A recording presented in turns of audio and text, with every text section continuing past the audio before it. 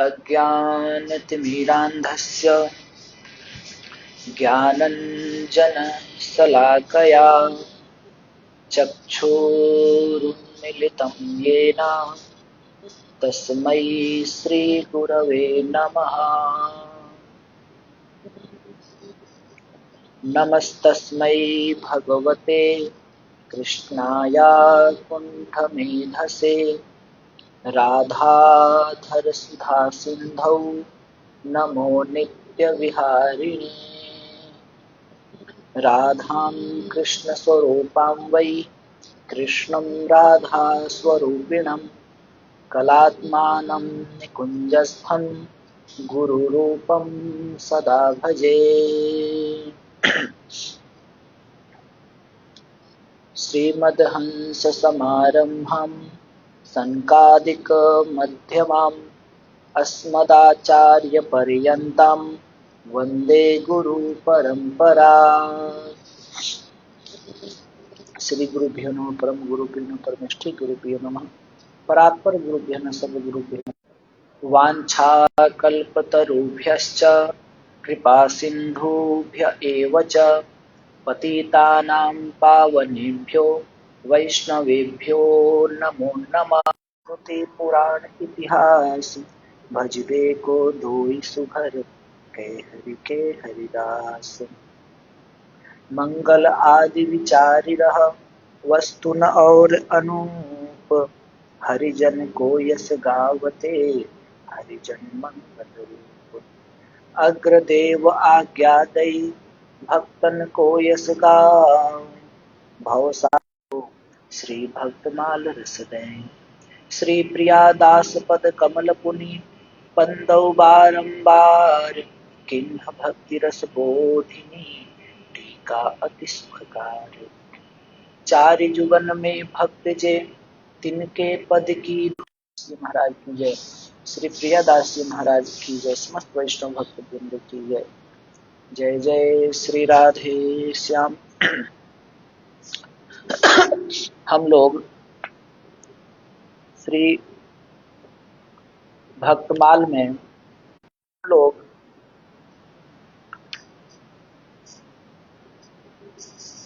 व्यास और जैमिनी के प्रसंग का भी श्रवण किए थे, जिसमें टीकाकार कहते हैं कि माया में जीव कैसे फंस जाएगा कुछ कहा नहीं जा सकता है। कब माया अपने लपेटे में लेगी कुछ नहीं कहा जा सकता। जैसे अजामिल एक वैश्या के चक्कर में पड़ गए और वो अपने ब्रह्मचर्य ब्रह्मत्व आदि जो भी था उन सबका त्याग करके उनके इस अज्ञान को दूर करने के लिए व्यास जी ने स्वयं एक स्त्री का रूप धारण करके और जैमिनी के पास गए। तो ये प्रसंग जो है हम लोग श्रवण किए हैं। अब ऐसा ही एक और प्रसंग यहाँ पर दे रहे हैं कि जीव कभी भी किसी वक्त भी माया के चपेटे में आ सकता है। तो उसी के बारे में एक और प्रसंग यहाँ पर देते हैं जिसका हम लोग आज श्रवण करेंगे।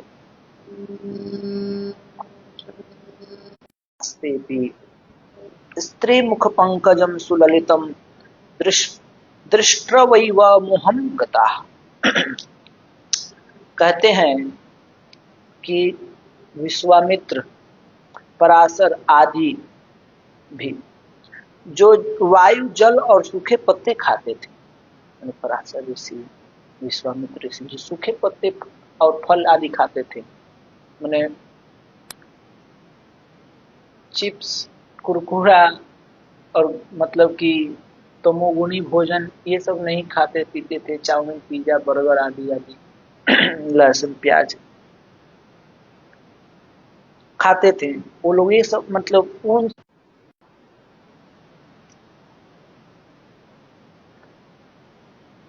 पूर्व जन्म में ये ऋषि थे। इनकी कथा आती है कि सौभरी ऋषि का, कि पूर्व जन्म में ऋषि थे, सत्यवती के साथ, जो सत्यवती व्यास जी की जो माँ थी, तो सत्यवती के साथ पराशर ऋषि का जो समागम हुआ था, उस पर ये पराशर जी का बड़ा उपहास किए थे। कौन? सौभरी ऋषि। तब क्षुभित होकर पराशर जी ने श्राप दे दिया कि तुम्हारा तो सारा जन्म ही वेश्या के साथ बीतेगा। अतः महापुरुषों का उपहास नहीं करना चाहिए। और स्वयंभू और मनु बार जन्म लेने का श्राप दिया ब्रह्मा जी, जिसके फलस्वरूप वे एक बार हिरण्यकशिपु के पुत्र का उपहास किया, जिससे असुर बनना पड़ा। जब ये अनुनय विनय कर अपराध क्षमा की याचना किए, तो ऋषि ने कहा, अच्छा, जब तुम अत्यंत मोहासक्त हो जाओगे तो मैं ही आकर तुम्हारा उद्धार भी करूंगा। इस उपर्युक्त हेतुओं से अजामिल जो है उस कामी शूद्र और वेश्या के व्यामोहित हो गया, वो भी मोहित हो गया उस वेश्या के प्रति। यद्यपि अजामिल ने अपने विवेक बल से काम मोहित मन को रोकने की बहुत बहुत चेष्टाएं की, ऐसा नहीं की, क्योंकि वो कहीं भी धन मिलता वहीं से लाकर वेश्या को रिझाता रहता। अजामिल ने यथा नाम तथा, मतलब जैसा नाम था आज सार्थक हो गया। अजामिल का मतलब ही है जो माया में मिल जाए। इस कहावत को चरितार्थ कर दिया। इस प्रसंग से यह चेतावनी मिलती है कि माता पिता को बालक का नाम विचार कर धरना चाहिए। माता पिता को बालक का नाम जो है विचार सोच समझ करके नाम भी रखना चाहिए, क्योंकि नाम का भी प्रभाव पड़ता है। जैसा तैसा नाम धरना ठीक नहीं है। उस स्वच्छंद चारणी कुलटा की तिरछी चितवन ने इनके मन को ऐसा लुभा लिया कि इन्होंने अपने कुलीन नवयुवती उनका भी ये परित्याग कर दिए। और जो यहाँ पर लिखते हैं प्रियादास जी, कियो मदपान सो सयान गही दूर डाले, और क्या करें, कौन नहीं नाश हो जाता है कुसंगति में पड़ करके। अजामिल मदिरा भी पीने लगा। तो ही कहते हैं प्रियादास जी, कियो मदपान सो सयान गही दूरी डारियो, गारियो तनु वाही सोजो किन्हें लेके पाते। कहते हैं कि वह विवेक अर्थात पूर्व का शास्त्र ज्ञान, जो उसके पहले उसके पास जो शास्त्र का ज्ञान था, मदिरा पीने लगा, अतः वह विवेक नष्ट हो गया उसका। जब वो मदिरा पीने लगा तो उसका जो विवेक था, उसका विवेक नष्ट हो गया। कहा जाता है कि यदि कोई व्यक्ति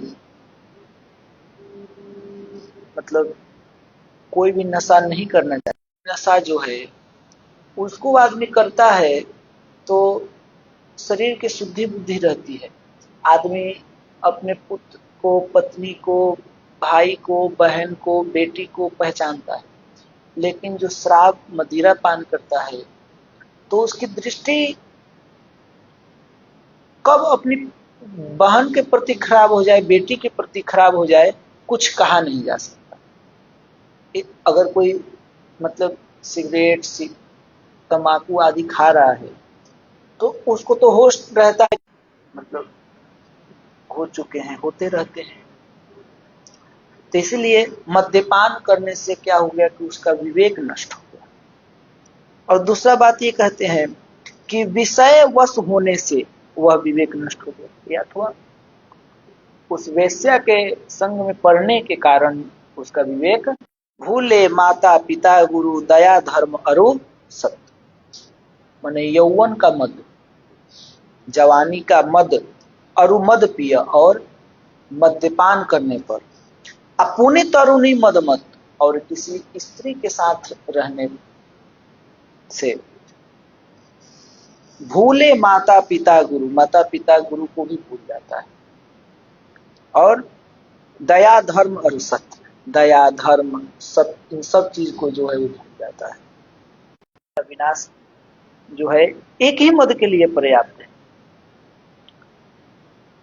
ना सही वेगी नीति असुन, लेकिन यहाँ तो मद के बारे में, यौवन मद, यौवन का मद भी जो है बहुत खराब है, और जो मद्यपान है वो तो है ही, और तरुणी मद मत, माने जो स्त्री के पीछे मद मत हो जाते हैं वो भी।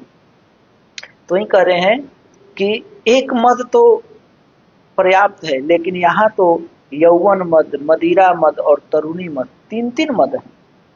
अतः सो सयान गही दूर डारे। तो वहीं प्रियादासी कहते हैं, सो सयान गही दूर वनानी धनानी, कहते हैं और कामी लोग जो हैं इसमें यौवन और धन का हवन कर देते। धन और यौवन का हु अर्थात हवन मतलब स्वाहा कर देते हैं, यौवन को का भी और धन का भी। भर्तृहरि जी का तो यहाँ जो प्रियादास जी कहे हैं, पात की गार्य तनु वाही सो जो किन्हें लेके पात की, तो यहाँ जो पातकी के बारे में बताए गए हैं कि पातक तीन प्रकार के होते हैं। कौन कौन? उपपातक, पातक और महापातक, तीन श्रेणी बताई पापियों। तो अजामिल से एक भी पाप नहीं बचा था। जे पातक उप ही कर्म वचन मन भाव कभी कहा, क्योंकि अजामिल ने सब किए थे, वेश्यागमन, मद्यपान आदि कुकर्मों ने उसे महापातकियों की पंक्ति में बैठा दिया था। क्योंकि वह ब्रह्मा मद्यपः स्तनेश तथैव गुरु तल्पग एते महापातिकीनो यश्च तैः सह समवसि। ये चार महापापी कहे गए हैं। अब आगे जो बता रहे हैं,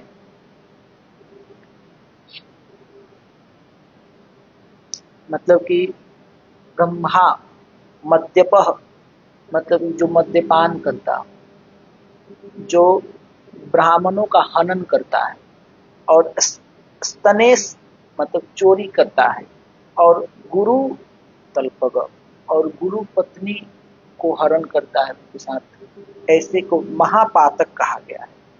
कोई अच्छा जगह बता दे तो उस गांव के कुछ जो मनचले जो व्यक्ति थे, उन्होंने उन संतों से मजाक में ही कह दिया कि अरे अजामिल जैसा तो साधु से भी कोई नहीं है, उसी के यहाँ जो है आप चले जाइए। तो वहीं कहते हैं प्रियादास जी, करी परिहास काहू दुष्ट ने पठाए साधु, मैंने दुष्टों ने जो है उन साधुओं को अजामिल के यहाँ बैठा दिए। तो पठाने से क्या हुआ? आई घर देखी बुद्धि आई गई साधु। जब उसने संतों का दर्शन किया, साधु संतों का दर्शन किया, तो उसकी बुद्धि जो है सतोगुनी हो गई, संतों में बहुत श्रद्धा हो गई और उसकी बुद्धि सतोगुनी हो गई। तो ये कहते हैं कि संतों की एक जमात गांव में आई। वस्तुतस्तु श्री पराशर जी अजामिल का उद्धार करने के लिए संत समाज को साथ लेकर आए थे। कौन? पराशर जी का नाम है। गांव में आकर पूछे, भाई यहाँ कोई साधु महात्मा व संत से भी भक्त है? तो किसी दुष्ट ने कह दिया, हाँ अजामिल बड़े साधु हैं, बड़े संत से भी हैं, वहीं चले जाइए। तो जब ये लोग कहते हैं, ये सा संस्मरणात् पुंसाम सद्यः शुद्ध्यन्ति वै गृहा किम पुनर्दर्शन स्पर्शा कि ये सा संस्मरणात् पुंसाम सद्य, अर्थात महात्माओं के संतों के स्मरण मात्र से, ये सा संस्मरणात् मतलब उनके संतों के स्मरण मात्र से जो है, सद्य मात्र से ही हृदय शुद्ध होने की बात ही क्या,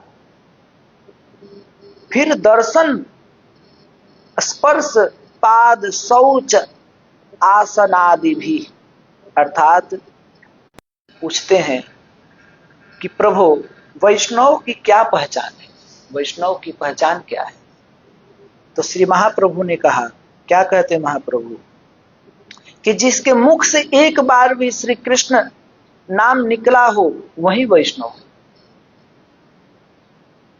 और दूसरी बार पुनः कुलीन ग्रामवासियों ने यही प्रश्न पूछा, तो महाप्रभु ने कहा जो निरंतर कृष्ण नाम लेता हो वह वैष्णव है। एक बार तो कहें कि जिसने एक बार भी कृष्ण का नाम लिया हो वो वैष्णव है, फिर जब पूछें तो कहते हैं कि जो निरंतर कृष्ण का नाम लेता हो वह वैष्णव है। तीसरी बार पुनः जब उन लोगों ने यही प्रश्न किया तो महाप्रभु कहते हैं कि जिनके दर्शन मात्र से ही हृदय में भगवत भागवत प्रीति का समुदाय हो, मतलब जिन संतों के दर्शन से, अर्थात जिनके दर्शन मात्र से जो भक्तों में प्रीति हो जाए, भगवान में प्रीति हो जाए और स्वतः मुख में श्री कृष्ण नाम स्फुरित हो जाए। पता पूछते पूछते संत लोग जब उसके घर गए तो अजामिल घर पे थे नहीं।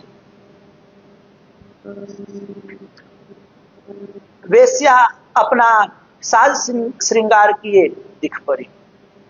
उसके रंग ढंग को ही देखकर महात्माओं ने समझ लिया कि यह तो वेश्या मालूम पड़ती, अतः लौट कर जाने। परंतु संत समाज के दर्शन से प्राप्त सात्विक बुद्धि की प्रेरणा से उसके अंदर भी, वेश्या के अंदर भी सात्विक बुद्धि आई, जिसके कारण उसने तुरंत ही आगे बढ़कर बहुत भक्ति भाव पूर्वक अनुनय विनय कर रोक ही लिया और सेवा करी सावधान संत न रिझाए, और सेवा करी और संतों को जो सुंदर कंठी, उन लोगों के पास कुछ माल पानी है, मैंने कुछ पैसा रुपया है या केवल मुट्ठी वाली बाबा है, वह जान गई कि अभी इनका मदिरा का नशा उतरा। अतः उसने कहा कि पहले स्नान करो तब सब बात बताऊंगी। अजामिल वेश्या के बड़े आज्ञाकारी थे। सबको अपनी एथी से डर लगता है ना, पत्नी से, तो उसको भी अपनी पत्नी से डर लग रहा था कि अगर नहीं मानूंगा तो कौन ठीक है, व्यवस्था शुरू कर दी तुरंत, क्योंकि वो उसी से प्रेम करता था, उसी की बात मानता। तुरंत मृग आदि को फेंक कर स्नान किए। वेश्या ने इनका वैष्णव वेश बनाया, और वेश्या जो इनका वैष्णव वेश बनाती है, कंठी माला तिलक पीताम्बरी से इनको सुसज्जित किया और समझाया कि संतों ने आज बड़ी कृपा की है जो मुझ अभागिनी के घर पधारे, तो आप भी चलकर उनको भक्ति भाव से दंडवत करना और बड़ी नम्रता पूर्व उनसे वार्तालाप करना, मतलब ज्यादा गुस्सा वुस्सा में नहीं, प्रेम से बात करना। उनसे कहना कि महाराज आप लोगों की बड़ी कृपा जो मेरे घर पधारे, मेरे बड़े भाग्य हैं जो आप लोगों के दर्शन हुए, मैं आपका दास हूँ, आप जो आज्ञा करें मैं सेवा करने के लिए तैयार। फिर परीक्षा के लिए वेश्या ने अजामिल से पूछा, वो पहले जांच पड़ताल कर ली, पता ना वहां जाके क्या बोले क्या नहीं, तो पूछे अच्छा बताओ क्या कहोगे। तो अजामिल बोला, कहूंगा कि मैंने बड़ी कृपा की जो आप लोगों से मिला, आप लोगों के बड़े भाग्य हैं जो मेरे दर्शन हुए, मैं आप लोगों का स्वामी हूँ, मैं आप लोगों का स्वामी हूँ, जो आज्ञा करूंगा वह सब आप लोग करने को तैयार रहेंगे। आदि आदि। वेश्या ने देखा यह तो सब उल्टे ही बोल रहा है, इसको कहना चाहिए कि मैं आपका दास हूं, तो ये कह रहा है कि आप लोग जो है मेरे सेवक हैं, मैं जो कहूंगा वो आप लोगों को करना होगा। मेरे कृपा से आप लोग हम यहाँ आए हैं, ये सब बातें। तो सोची कि तो सब उल्टा पुल्टा कर देगा। तब बोले कि अच्छा तुम एकदम चुप रहना। क्या रहना? चुप। मैं सब कार्य संभाल लूंगी, क्योंकि मूर्ख का तो चुप रहना ही अच्छा है। क्योंकि कहा गया है आत्मनो मुख दोषेन बध्यन्ते सुख सारिका बकास्तत्र न बध्यन्ते मौनम सर्वार्थ साधनम। इतना सुंदर कहा गया है। आत्मनो मुख दोषेन बध्यन्ते सुख सारिका। सुख और सारिका अर्थात मैना सुंदर बोल लेते, तोता भी जो है और मैना सुंदर बोल लेते हैं, अतः लोग पकड़कर पिंजरे में बंद करके पालते हैं। ये अपने मुख दोष से बंधन में पड़ते हैं। और बकुला बका बका बकास तत्र न बध्यन्ते, और बकुला को कोई बांधता नहीं। बकुला बंधन से रहित होता है, अतः लगता है कि मौन ही सभी प्रयोजनों को सिद्ध करने वाला है। इसीलिए मौनम सर्वार्थ साधनम। तो अब यहाँ पर एक दृष्टांत देते हैं अकबर और बीरबल का। अकबर और बीरबल का दृष्टांत देते हैं कि अकबर जो है बीरबल की प्रखर बुद्धि के सामने अकबर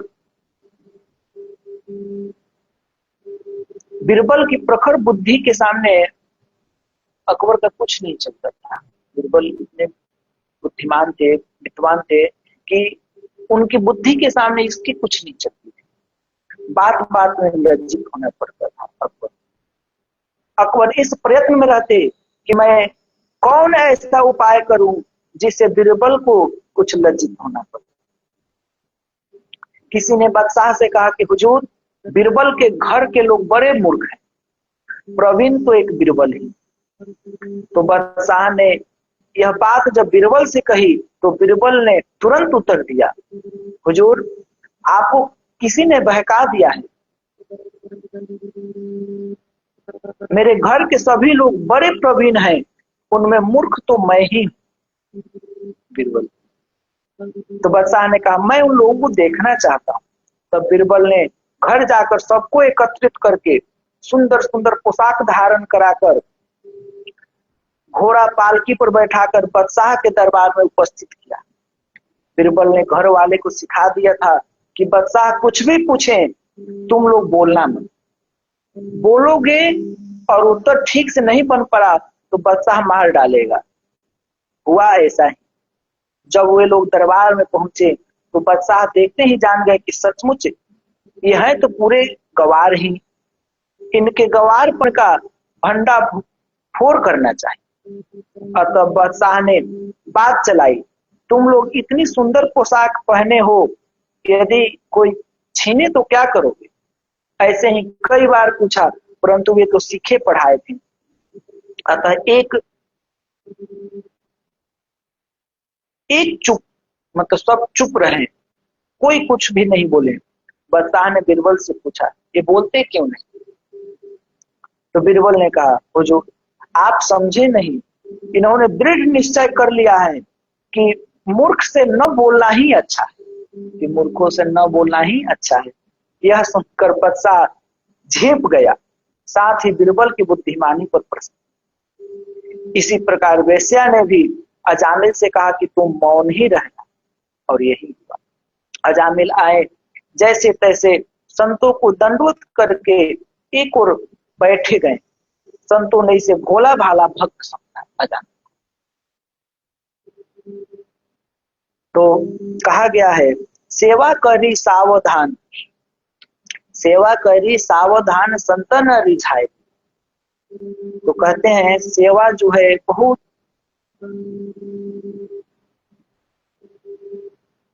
बड़ा ही गहन धर्म है, बहुत सेवा धर्म को समझना बहुत कठिन है।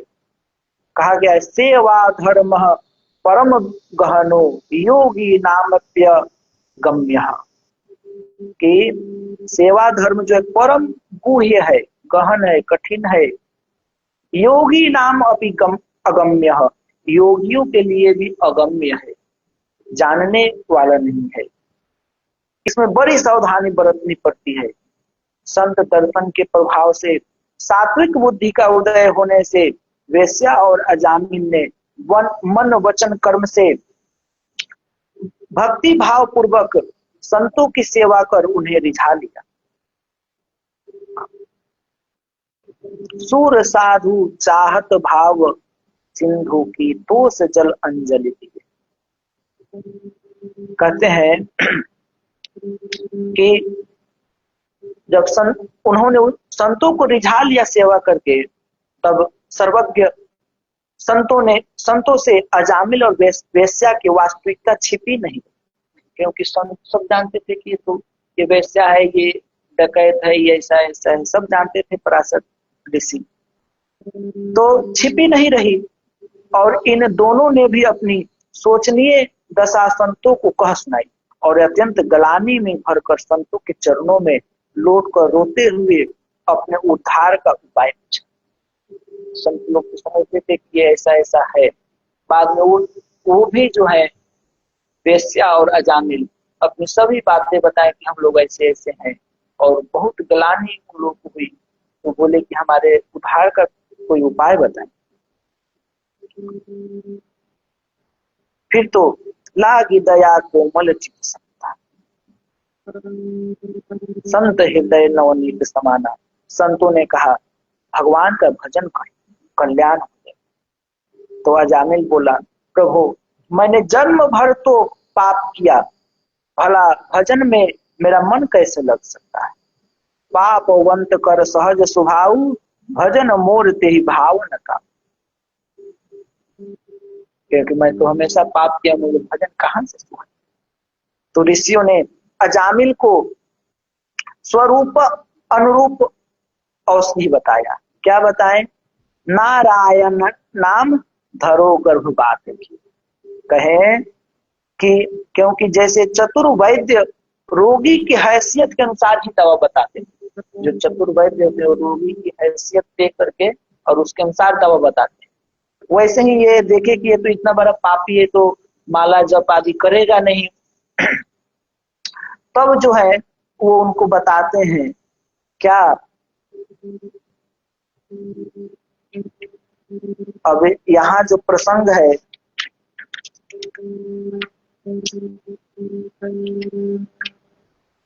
चलिए इसको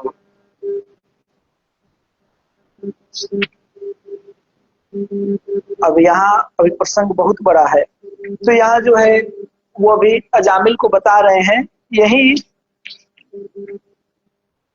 कि नारायण नाम धरो गर्भ बात बात। मतलब वो बताते हैं कि तुम्हारी पत्नी की गर्भ में जो बालक है, और ये बालक जब जन्म लेगा तो इसका नाम जो है नारायण रखना।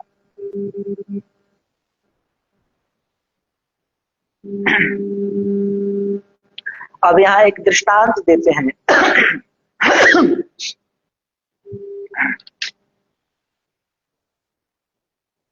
वाल्मीकि जी को, वाल्मीकि जी का, श्री वाल्मीकि जी को सप्तऋषियों ने जो है उल्टा नाम जप करने का उपदेश दिया।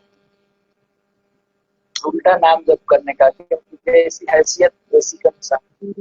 उसी प्रकार समागत साधुओं ने भी अजामिल का उद्धार करने के लिए बेटे का नाम नारायण धरवाया। अब अगला आगे जो है प्रियादास जी कवित संख्या 24 में कह रहे हैं, क्या कह रहे हैं? आई गयो काल मोह चाल में न भयो, माराल होत सोचिए, ओहि सुत नारायण नाम जो कृपा के दियो लियो, सो पुकारी सुर आरत सुनाइए। सुनत ही पार्षद आए, वाही ठौर दौरी तोरी, डारे पास कहियो धर्म समझाइए। हारे ले भी डारे जाई, पति पे पुकारे कही, सुनो बज मारे मती जावे हरि दाई। अब यहाँ प्रियादास जी जो है कह रहे हैं कि जब अजामिल स्त्री पुत्र के मोह जाल में लिपटा पड़ा था, इतने में ही उसके मरने का समय आया। आई गयो काल मोह जाल में लपटी, महाविकराल यमदूत सो दिखाई, अति भयानक यमदूत दिखलाई पड़े। वही सुत नारायण नाम जो कृपा के दियो ली। भय और मोहवश अजामिल अत्यंत व्याकुल हो गया देख करके उस यमदूतों को, लेकिन संतों ने कृपा करके जो बालक का नाम रखवाया था नारायण, उसे बड़े दिन दुखित स्वर से नारायण नारायण ऐसा कहा। तो सुनत ही पार्षद आए, भगवान नाम सुनते ही विष्णु पार्षद उसी समय उसी स्थान पर दौड़ कर आए। सुनत ही पार्षद आए और वाही ठौर दौरी तोरी, डारे पास कहो धर्म समझा। और यमदूतों ने जिस फांसी से अजामिल को बांधा था, उसे पार्षदों ने तोड़ डाला। और यमदूतों के पूछने पर पार्षदों ने धर्म का रहस्य समझाया। यमदूत न माने, अजामिल को पापी समझकर ले जाना चाहते थे, तब पार्षदों ने डांट डपट कर भगा दिया। और हार कर सब यमदूत ने धर्मराज के पास जाकर पुकार। धर्मराज ने कहा, अरे नीच, तुम पर गाज गिरे, तुमने बड़ा अपराध किया है, अब सावधान रहना। जहां कोई किसी भी प्रकार से भगवान नाम का उच्चारण करे, वहां मत जाना। अपने कल्याण के लिए स्वयं भी तुम लोग हरि के नाम और यश का गान करो। भगवान के नाम में, भगवान के नाम की कितनी बड़ी महिमा है। अब इसी पद में जो है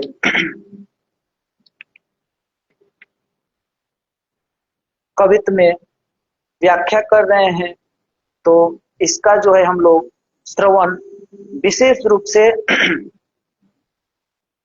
कल करेंगे। इसी प्रसंग पे जब यमदूत गए हैं धर्मराज के पास और जाकर के जब ऐसी बातें करते हैं, तो धर्मराज जो हैं कहते हैं कि इन लोगों के पास मत जाना। और वहीं पर वो उपदेश देते हैं। धर्मराज कहते हैं कि हम द्वादश महाभागवत हैं, जो इनके रहस्य, भगवान के जो रहस्य है उसको हम लोग ही जानते हैं, हम द्वादश महाभागवत। वहीं ये द्वादश महाभागवत हैं जिनके वर्णन में हम लोग धर्मराज जी का जो अंतिम चरित्र है उसका हम लोग श्रवण किए।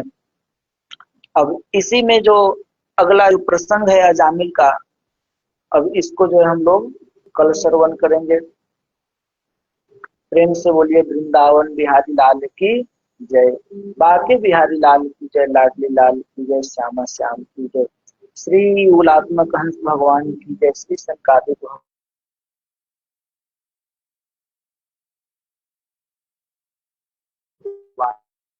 की जय, देवर्षि नारद भगवान की जय, पूज्य गुरुदेव भगवान की जय, श्री आचार्य जी की जय, नाभादास की जय, जियादास जी महाराज की जय, समस्त वैष्णव भक्त वृंद की जय, वृंदावन धाम की जय, बरसाने धाम की जय, गिरिराज महाराज की जय, यमुना महारानी की जय, भक्त महारानी की जय, रघुराज की जय, समस्त संत वैष्णव भक्त वृंद की जय। जय जय श्री राधे।